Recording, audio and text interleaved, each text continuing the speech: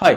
இப்போ B.archக்கான counselling process start பண்ணிட்டாங்க. புதன்கிழமை வந்து ரேங்க் லிஸ்ட் ரிலீஸ் பண்ணியிருக்காங்க. அண்ட் எப்போ வந்து கவுன்சிலிங் ஸ்டார்ட் பண்ண போகிறோன்ற அனௌன்ஸ்மெண்ட்டும் கொடுத்துட்டாங்க. ஸோ அப்படி இருக்கும்போது இந்த கவுன்சிலிங் ப்ராசஸ் எப்படி இருக்கும், என்னென்ன விஷயம் அப்படின்ற ஸ்டேஜ் பை ஸ்டேஜாக ஒரு 10 ஸ்டேஜ் வந்து இருக்குது. இந்த 10 ஸ்டேஜ் வந்து B.arch கவுன்சிலிங் ரிஜிஸ்டர் பண்ணுறதுலேருந்து காலேஜில் போய் ஜாயின் பண்ணுற வரைக்கும் கம்ப்ளீட் இன்ஃபர்மேஷன் தான் இந்த 10 ஸ்டேஜில் நம்ம பார்க்க போகிறது. அதுலேயே வந்து நமக்கு கம்ப்ளீட் கவுன்சிலிங் பற்றின இன்ஃபர்மேஷன் நமக்கு கிடைச்சிரும். ஸோ அது பார்க்கறதுக்கு முன்னாடி நீங்க நம்ம சேனலுக்கு புதுசுனா மறக்காம சப்ஸ்கிரைப் பண்ணுங்க.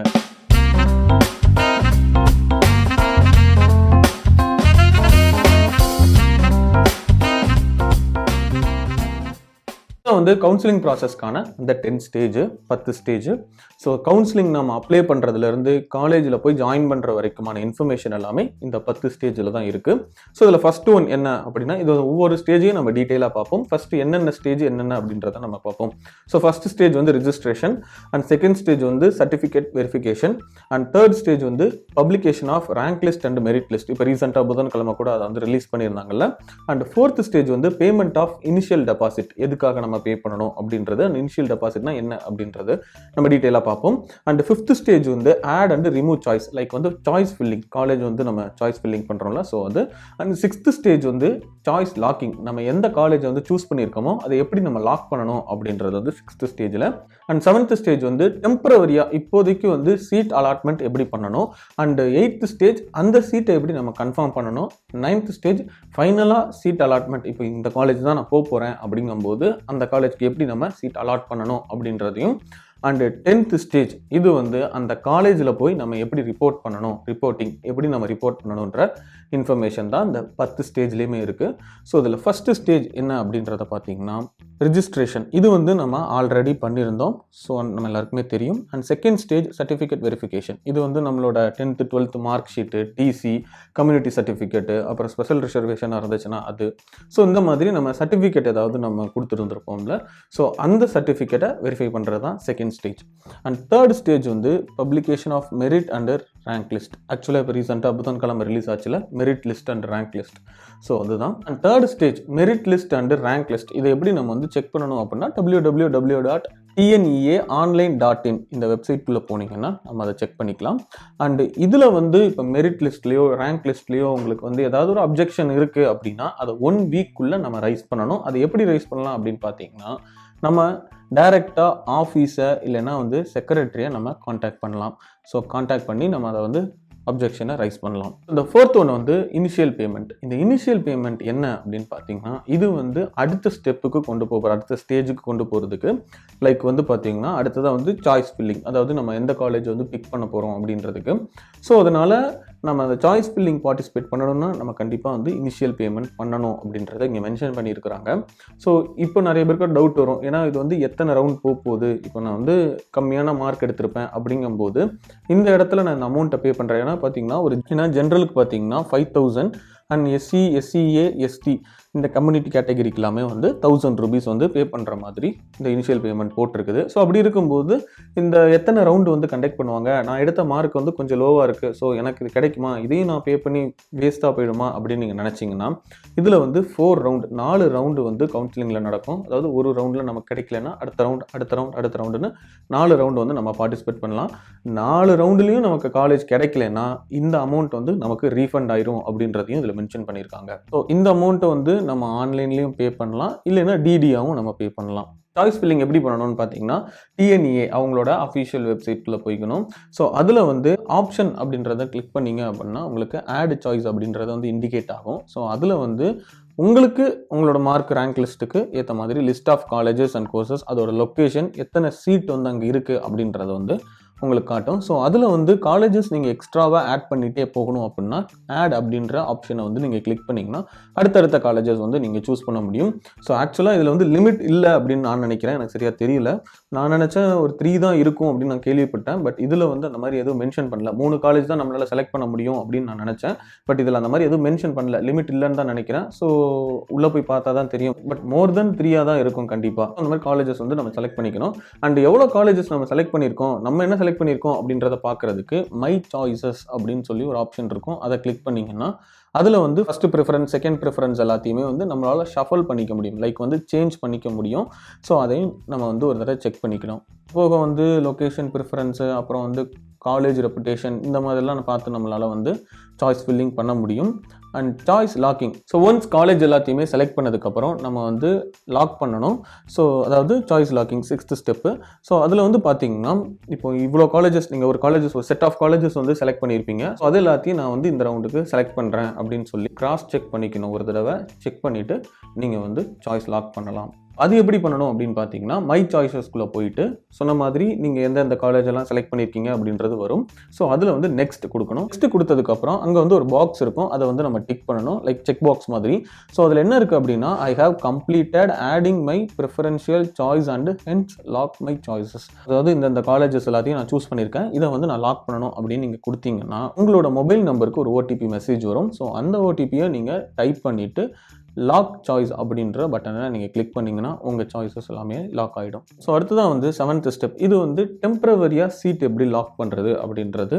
அடுத்து வந்து 7th ஸ்டேஜ், டெம்பரவரியாக சீட் எப்படி அலாட்மெண்ட் பண்ணுறது. ஆக்சுவலாக அது என்ன அப்படின்னா, இப்போ நமக்கு வந்து சாய்ஸ் ஃபில்லிங்கில் நம்ம ஒரு சர்டன் காலேஜஸ் எல்லாமே கொடுத்துருப்போம். ஸோ அந்த காலேஜஸ் எல்லாத்துலேயுமே சீட்ஸ் எப்படி நமக்கு கிடைக்குன்னா, ஒன்று நம்ம ரேங்க் வைஸாக கிடைக்கும், இல்லைனா கம்யூனிட்டி கேட்டகரியில் நமக்கு வந்து காலேஜ் கிடைக்கும். இப்போ எக்ஸாம்பிள் தியாகராஜா எடுத்திருக்கீங்க அப்படின்னா உங்களோட ரேங்க் வைஸில் அது கிடைக்கும், இல்லைனா உங்கள் கம்யூனிட்டி பேஸில் பார்த்து அது உங்களுக்கு கிடைக்கும்.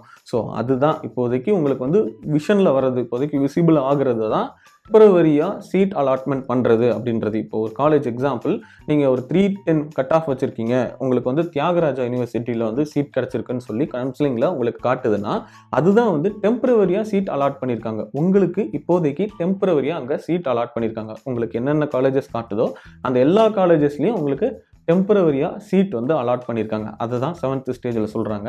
ஸோ இந்த 7th ஸ்டேஜில் அது உங்களுக்கு விசிபிள் ஆகும். எப்படி கன்ஃபார்ம் பண்ணுறது அப்படின்றது தான் 8th ஸ்டேஜில் கன்ஃபார்ம் பண்ணலாம், இல்லை நெக்ஸ்ட் ரவுண்டுக்கு நம்ம மூவ் பண்ணலாம். ஸோ இதில் என்னென்ன ஆப்ஷன் இருக்குன்னா, மொத்தம் 3 ஆப்ஷன் இருக்குது. இதில் ஆப்ஷன் 1 வந்து I accept and confirm the choice allot to me. இப்போ நம்ம வந்து சாய்ஸ் ஃபில்லிங்கில் ஒரு காலேஜ் கொடுக்குறோம். எக்ஸாம்பிள், என்னோட கட் ஆஃப் வந்து 310, நான் வந்து தியாகராஜா காலேஜ் கொடுத்துருக்கேன் அப்படின்னா எனக்கு தியாகராஜா காலேஜில் சீட் அலாட் ஆகிருக்கு அப்படின்னா அங்கே வந்து இப்போ எனக்கு டெம்பரவரியாக சீட் வந்து அலாட் ஆகிருக்கு. அது மாதிரி ஒரு 5-6 காலேஜஸ் வந்து இருக்கும். ஸோ அந்த காலேஜ் எல்லா காலேஜஸ்லையுமே வந்து டெம்பரவரியாக எனக்குன்னு ஒரு சீட் வந்து அங்கே அலாட் ஆயிருக்கு. ஸோ இது வந்து பார்த்தீங்கன்னா லோ ப்ரிஃபரன்ஸாக நம்ம வந்து செலக்ட் பண்ணுறதுனாலையும் இருக்கும். இப்போ காலேஜ் வந்து ஏகப்பட்டது ஆட் பண்ணலாம் அப்படின்னு சொல்லி நம்ம நிறைய ஆட் பண்ணோம் அப்படின்னா நமக்கு வந்து ரேராக கிடைக்கும். இல்லை எனக்கு வந்து சர்டைனாக ஒரு 3 காலேஜ் 2 காலேஜ் இல்லை 4 காலேஜ் போதும் அப்படின்னு சொல்லி 4 காலேஜஸ் மட்டும் இல்லை 3 காலேஜஸ் மட்டும் நம்ம வந்து அந்த சாய்ஸ் ஃபில்லிங்கில் நம்ம ஆட் பண்ணியிருந்தோம் அப்படின்னா நமக்கு இந்த ப்ரிஃபரன்ஸ் எல்லாமே கிடைக்கும். ஏதாவது புரிகிற மாதிரி சொல்லணும்னா, கம்மியாக காலேஜஸ் எல்லாமே நம்ம செலக்ட் பண்ணோம். ஒரு எக்ஸாம்பிள், 3 காலேஜ் தான் நம்ம செலக்ட் பண்ணியிருக்கோம்.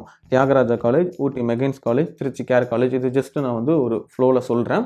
ஸோ இதில் ரேங்கிங் வைஸாக இந்த காலேஜையும் நான் சொல்லலை, ஜஸ்ட் ஒரு 3 காலேஜ் நான் வந்து செலக்ட் பண்ணியிருக்கிறேன். தியாகராஜா, ஊட்டி மெகைன்ஸ் அண்ட் திருச்சி கேர் காலேஜ். இந்த 3 காலேஜஸ் வந்து நான் செலக்ட் பண்ணியிருக்கேன்னா எனக்கு இந்த 3 காலேஜஸ்லேயும் மேக்ஸிமம் சீட்ஸ் கிடைக்கிறதுக்கான பாசிபிள் நிறையவே இருக்குது. 3 காலேஜ்லையுமே கிடைக்கும்.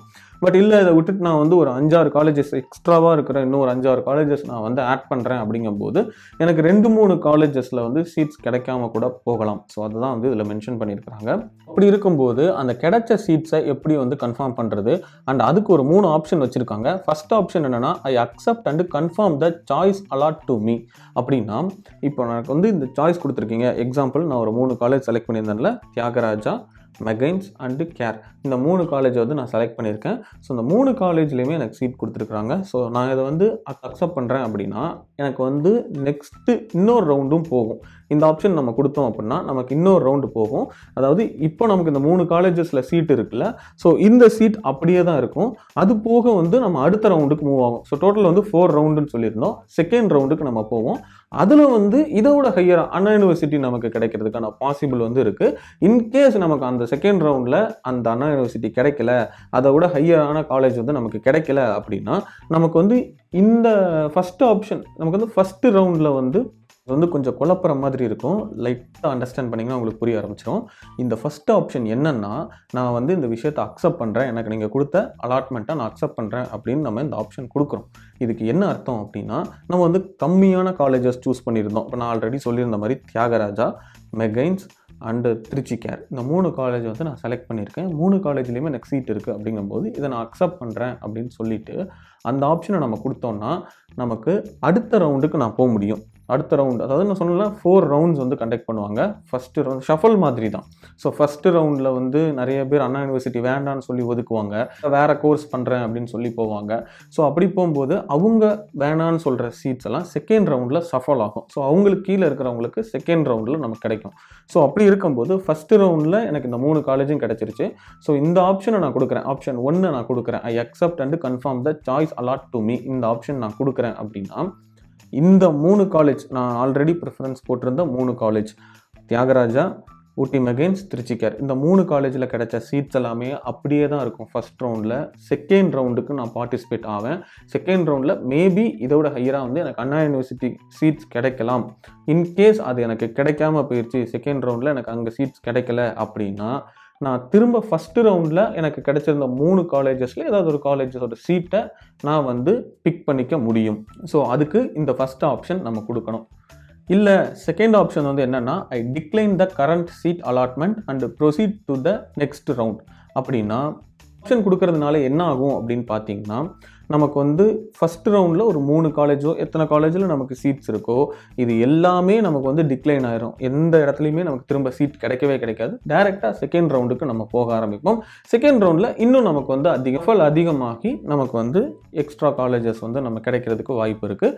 பட் என்னதான் நமக்கு செகண்ட் ரவுண்டில் காலேஜ் கிடைச்சாலும் ஃபர்ஸ்ட் ரவுண்டில் கிடைச்ச காலேஜுக்கு திரும்ப நம்மளால் போக முடியாது இந்த செகண்ட் ஆப்ஷன் கொடுத்தா. அண்ட் தேர்ட் ஆப்ஷன் வந்து I decline the current allotment and quit counselling. இந்த ஆப்ஷன் நம்ம கொடுத்தோம் அப்படின்னா கவுன்சிலிங்கே நான் அப்படியே குவிட் பண்ணிக்கிறேன். இருக்கிறவங்க வந்து இந்த ஆப்ஷன் கொடுக்கலாம், கவுன்சிலிங் அப்படியே குவிட் பண்ணிக்கலாம். 9th ஸ்டெப் வந்து final seat allotment. So once வந்து நமக்கு டெம்பரவரியாக சீட்ஸ் வந்து கொடுத்துருந்த காலேஜஸை நம்ம ஃபைனல் பண்ணுவோம்ல. ஸோ சொன்ன மாதிரி ஆப்ஷன் 1 ஆர் ஆப்ஷன் 2ல நம்ம ஏதாவது ஒரு இதில் வந்து இந்த காலேஜ் எனக்கு வேணும் அப்படின்னு சொல்லி நம்ம வந்து ஃபைனல் பண்ணுவோம். ஸோ அப்படி ஃபைனல் பண்ணதுக்கப்புறம் நமக்கு வந்து அஃபிஷியல் வெப்சைட், அதாவது டிஎன்இஏவோட அஃபிஷியல் வெப்சைட்டில் நமக்கு வந்து அலாட்மெண்ட் ஆர்டர் வந்து கன்ஃபார்ம் ஆயிரும். இந்த காலேஜில் தான் நீங்கள் ஜாயின் பண்ண போகிறீங்க அப்படின்ற அலாட்மெண்ட் ஆர்டர் வந்து கன்ஃபார்ம் ஆயிரும். ஸோ அதை நம்ம டவுன்லோட் பண்ணி வச்சுக்கணும். அண்ட் 10th ஸ்டேஜ் வந்து ரிப்போர்ட்டிங். ஸோ இதுதான் வந்து final stage and important stage, last stage. So இந்த ரிப்போர்ட்டிங் என்ன அப்படின்னா, நம்ம ஒரு காலேஜ் செலக்ட் பண்ணி அந்த காலேஜில் வந்து அலாட்மெண்ட் ஆர்டர் வந்திருக்கு அப்படின்னு சொல்லியிருந்தோம்ல. ஸோ அந்த மாதிரி இப்போ நம்ம ஒரு காலேஜ் சூஸ் பண்ணி அந்த காலேஜில் இருந்து உங்களுக்கு எங்கள் காலேஜில் வந்து சீட் இருக்குது, ஸோ இந்த டேட்குள்ளே அப்படின்னு சொல்லி ஒரு டேட்டை மென்ஷன் பண்ணுவாங்க. இந்த டேட்குள்ளே வந்து நீங்கள் சீட்டை கன்ஃபார்ம் பண்ணிக்கோங்க, காலேஜுக்கு டைரெக்டாக வாங்க, வந்து சீட்டை கன்ஃபார்ம் பண்ணிக்கோங்க, அண்ட் மற்ற ப்ராசஸ் எல்லாமே ஸ்டார்ட் பண்ணிடுங்க அப்படின்றத வந்து இந்த அலாட்மெண்ட் ஆர்டரில் வந்து மென்ஷன் பண்ணியிருப்பாங்க. ஸோ அதை டவுன்லோட் பண்ணிவிட்டு அந்த பர்டிகுலர் டேட்டுக்குள்ளே கொடுத்துருந்த டேட்குள்ளே நம்ம போய் அந்த காலேஜை விசிட் பண்ணி நம்மளுடைய சீட்டை வந்து கன்ஃபார்ம் பண்ணிக்கணும். இதுதான் வந்து ரிப்போர்ட் பண்ணுறது, இதுதான் ரிப்போர்ட்டிங். ஸோ இப்படி தான் வந்து நம்ம காலேஜஸ் வந்து பிக் பண்ணிக்கணும். மெயினாக அவங்க அலாட் பண்ண டேட்டுக்கு தாண்டி நம்ம போனோம்னா நமக்கு சீட் கிடைக்காம கூட போகலாம். ஸோ அதனால் கொடுத்த டேட் அப்போ நம்ம கண்டிப்பாக போய் அங்கே ரிப்போர்ட் பண்ணணும். ஸோ இதுதான் வந்து ஃபைனல் ப்ரொசீஜர் காலேஜில் ஜாயின் பண்ணுறதுக்கு. அண்ட் இந்த பிஆர் கவுன்சிலிங் வந்து என்னைக்கு ஸ்டார்ட் ஆகுதுன்னா, ஸ்பெஷல் ரிசர்வேஷனுக்கு வந்து 8th அக்டோபர் ஸ்டார்ட் பண்ணுறாங்க, அண்ட் ஜென்ரல் ரிசர்வேஷனுக்கு வந்து 9th அக்டோபர் ஸ்டார்ட் பண்ணுறாங்க. ஸோ இந்த ஸ்டேஜில் தான் கவுன்சிலிங் ப்ராசஸ் வந்து கண்டக்ட் பண்ணுறாங்க. ஸோ இதில் ஏதாவது டவுட் இருக்குன்னா என்னன்றதை கமெண்ட் பண்ணுங்கள். அண்ட் வேறு ஏதாவது டாபிக் பற்றின இன்ஃபர்மேஷன்னா அது என்னன்றதையும் கமெண்ட் பண்ணுங்கள். அண்ட் உங்களோட ஃப்ரெண்ட் ரிலேட்டிவ் யாராவது ஆர்கிடெக்சர் கவுன்சிலிங் வந்து அட்டன் பண்ண போகிறாங்க அப்படின்னா அவங்களுக்கு இந்த வீடியோவை ஷேர் பண்ணுங்கள். நாட்டா 2023க்கான கோச்சிங் நாங்கள் கண்டக்ட் பண்ணிட்டு இருக்கோம். ஸோ நீங்கள் அதில் ஜாயின் பண்ணணும்னு நினச்சிங்கன்னா எங்களுடைய நம்பர் கீழே டிஸ்கிரிப்ஷனில் இருக்குது, எங்களுக்கு நீங்கள் டைரெக்டாக கால் பண்ணுங்கள். அடுத்த வீடியோவில் பார்ப்போம். Until then, bye from Architect Lingesh.